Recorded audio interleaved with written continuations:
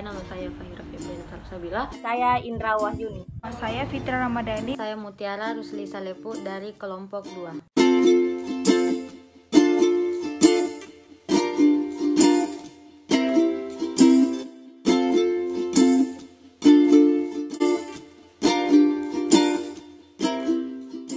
Oke, baik, untuk materi yang pertama saya akan membawakan terkait definisi investasi. Nah, adapun yang dimaksud dengan investasi adalah usaha penanaman produksi secara langsung pada usaha tertentu, baik perusahaan yang baru saja dibangun atau untuk tujuan memperluas suatu usaha tersebut. Nah, sedangkan menurut para ahli, yakni Mulyadi pada tahun 2006, bahwa investasi adalah suatu keputusan melepaskan dana saat sekarang dengan harapan untuk menghasilkan arus dana pada waktu yang akan datang dengan jumlah yang lebih besar daripada dana yang dilepaskan pada saat investasi awal.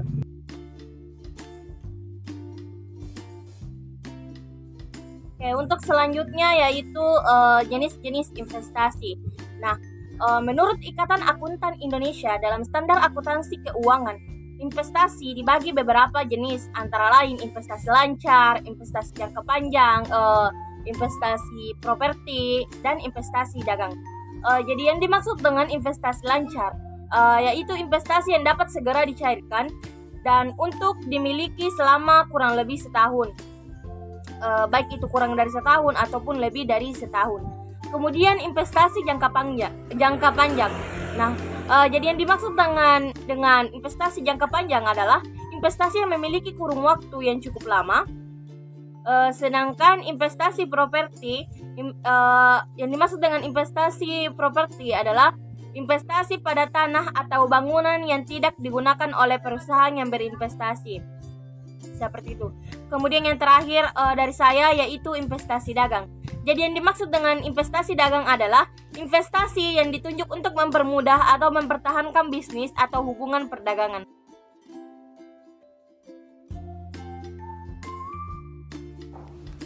Saya akan menjelaskan materi tentang arus kas atau cash flow.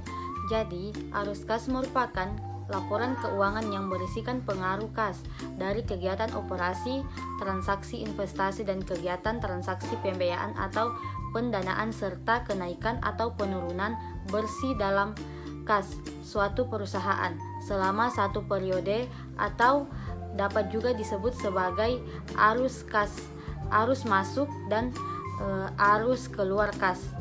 Adapun laporan arus kas atau cash flow terdiri atas 3 aktivitas. Yang pertama itu aktivitas operasi atau operating activity, di mana aktivitas operasi merupakan laporan arus kas yang terdiri dari kegiatan operasi perusahaan. Terus yang kedua itu aktivitas investasi atau investing aktivitas, di mana aktivitas ini merupakan aktivitas arus kas yang dihasilkan dari penjualan ataupun pembelian aktivitas tetap, dari aktivitas tetap, yang dimana aktivitas ini termasuk kegiatan memasukkan nilai dari transaksi yang memengaruhi kas atau bank untuk kegiatan investasi pada aset yang umurnya diperkirakan lebih dari 1 tahun. Terus yang ketiga itu aktivitas pendanaan atau financing activity. Aktivitas pendanaan ini merupakan aktivitas yang berasal dari penambahan modal perusahaan. Terus yang selanjutnya itu dalam pembuatan arus kas itu atau cash flow itu terdapat dua metode yang dapat digunakan. Yang pertama itu metode langsung dan yang kedua itu metode tidak langsung. Di mana metode langsung itu merupakan metode membuat laporan atau metode membuat laporan arus kas dengan mengelompokkan kegiatan operasi ke dalam berbagai kategori, seperti misalnya itu di mana membedakan yang termasuk kategori aktivitas operasional dibedakan sesuai akunnya sendiri, seperti penyusutan. Sedangkan tidak langsung itu metode yang lebih mementingkan perbedaan antara lebih bersih dan arus kas dari aktivitas operasi. Di mana metode yang tidak langsung ini juga menunjukkan hubungan antara laporan keuangan, laba rugi, neraca, dan arus kas.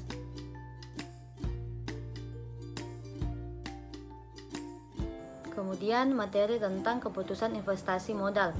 Keputusan investasi modal merupakan investasi jangka panjang untuk memperoleh keuntungan di masa yang akan datang dan berkaitan dengan proses perencanaan, penetapan tujuan, pengaturan pendanaan, serta penggunaan kriteria tertentu untuk memilih aktiva jangka panjang.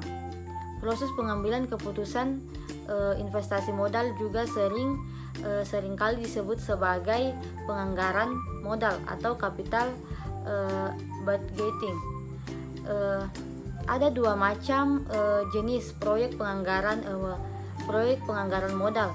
Yang pertama itu proyek independen dan proyek saling eksklusif, di mana proyek independen merupakan proyek yang diterima atau ditolak, tidak akan mempengaruhi arus kas proyek lainnya. Sedangkan proyek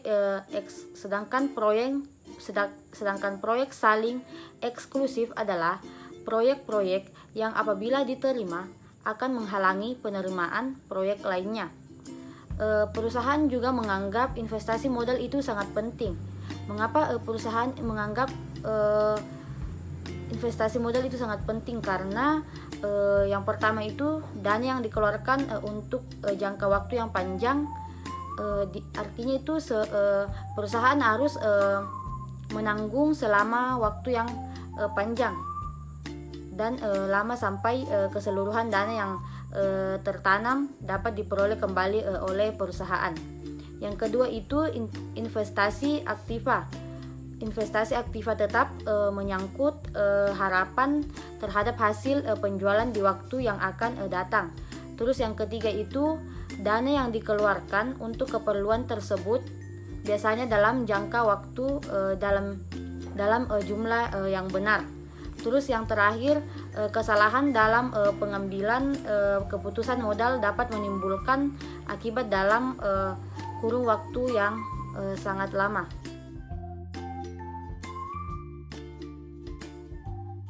Saya akan menjelaskan tentang jenis-jenis keputusan investasi modal.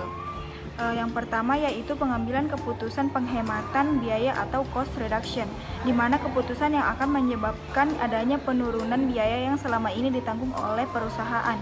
Yang kedua yaitu pengumpulan keputusan untuk perluasan kapasitas, yaitu keputusan yang akan meningkatkan kapasitas perusahaan saat ini, seperti keputusan apakah pabrik baru atau gedung serta fasilitas produksi harus dibeli atau dibuat untuk meningkatkan kapasitas produksi yang dimiliki selama ini. Kemudian yang ketiga yaitu pengambilan keputusan pemilihan suatu jenis aktiva, keputusan untuk memilih suatu aktiva dari berbagai pilihan yang ada, yaitu seperti keputusan untuk memilih berbagai merek mesin atau peralatan lain. Lalu keputusan yang keempat yaitu menyewa atau membeli suatu peralatan, di mana keputusan ini merupakan keputusan yang berkaitan dengan penambahan kapasitas perusahaan yang selama ini dimiliki. Yang kelima yaitu mengganti atau tidak suatu aktiva. Keputusan ini terjadi pada perusahaan yang memiliki aktiva tetap dengan umur ekonomis yang telah habis namun dapat berfungsi dengan baik.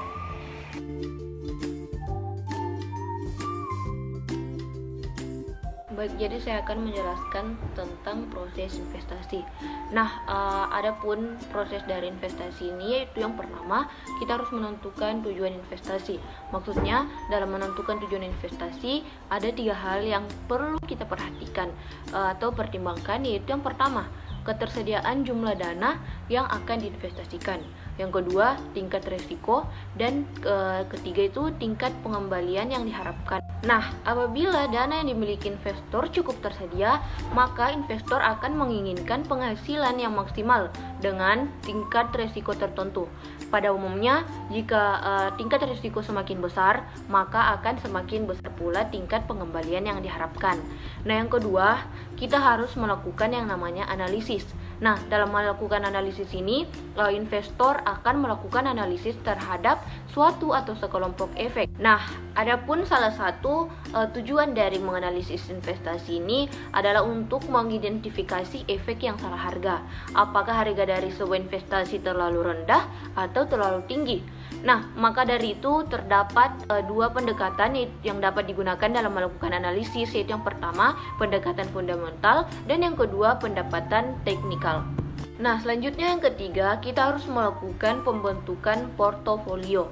Jadi dalam melakukan pembentukan portofolio ini akan dilakukan identifikasi terhadap efek mana yang akan dipilih dan berapa proporsi dana yang diinvestasikan pada masing-masing efek tersebut. Nah, efek yang dipilih dalam membentuk portofolio ini adalah efek-efek yang memiliki hubungan berlawanan yang dimaksudkan untuk memperkecil tingkat risiko. Baik, yang selanjutnya yaitu melakukan evaluasi kinerja portofolio. Nah, dalam tahap evaluasi kinerja portofolio akan dilakukan yang namanya evaluasi atas kinerja portofolio yang sudah dibentuk. Hal ini yang dievaluasi merupakan tingkat keuntungan yang diharapkan dan tingkat risiko yang ditanggung. Nah, selanjutnya yaitu melakukan revisi kinerja portofolio. Jadi, melakukan revisi kinerja portofolio ini adalah tindak lanjut dari tahap kinerja portofolio. Dari hasil evaluasi tersebut, selanjutnya akan dilakukan revisi terhadap efek-efek yang membentuk portofolio tersebut. Nah, jika dirasa bahwa komposisi portofolio yang sudah dibentuk tidak sesuai dengan tujuan investasi, atau misalnya tingkat pengembalian investasi lebih rendah dari yang diisyaratkan dan lain-lain sebagainya.